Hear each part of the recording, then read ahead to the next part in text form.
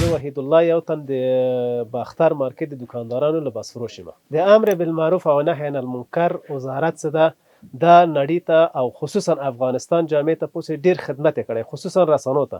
رسنو یې پوسې ډیر زیات لارو ته راوستی، بیجابي ایسته کړی، ساز سرود دا شیانو باندې ډیر پابندي لګولی او دا موږ او زموږ جامعې دپاره ډیر ښه ده او مؤثر تمام شد. وزارت امر بالمعروف و نهی عن المنکر بهترین وزارت است که در زمان سابق بود. در رسانه ها چیزهای مبتذل نشر می شد، باعث تضعیف جامعه ما می شد، جامعه را به گمراهی می کشونید.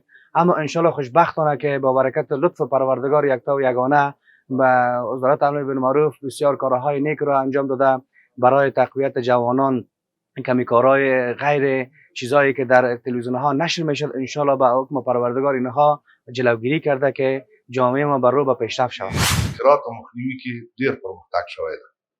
اول خدای را چې په دغه رسانه‌ای کې مخکې به سازونه وو، مثال تړونونه به وو، د خلکو د منکراتو نه منع کول نه وو، منکراتو په لار ته تګ وو.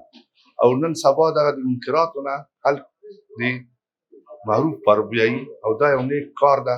خصوصا هغه کورنۍ چې مخکې به تلویزیونونه یو ځای لیدل کېناستل وو او دا ډېر یو نیک کار ده او دا امر بالمعروف وزارت خو دا ډېر یو نیک کار کړی دی. په تلویزیونونو کې لکه څنګه تاسو تاسې معلومه ده پخوا به ډېر خارجي سریالونه وو چې په فضل د خدای د هغوی مخه نیولې سوې ده چې کوم پروګرامونه پخوا وو نو هغه نه د افغاني عنعناتو سره او نه د اسلام سره مطابقت درلود، نو د هغوی مخه نیولې سوې ده او ډېر یو ښه اقدام سوی ده او موږ د امر بالمعروف وزارت نه مننده یو.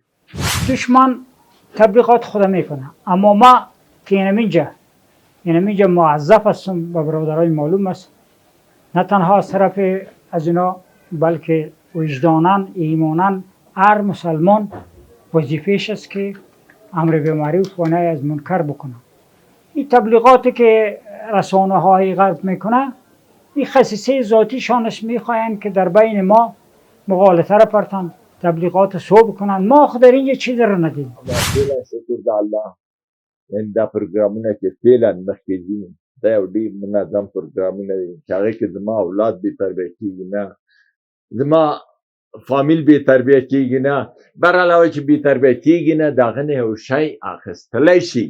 هغه چې شی اخیستلی شي هغه انتباهات چې ده. شکر د الله. نو دا بنا دا چې دي دا توجه د وزارت امر بالمعروف په خصوص د ستاندرکارانو چې څوک په دې مورد کې کار کوي دا د دوی هغه اصلي زیار و کوشش دی چې د مرحلې ته دا جامعه تقریبا رسیدلې ده.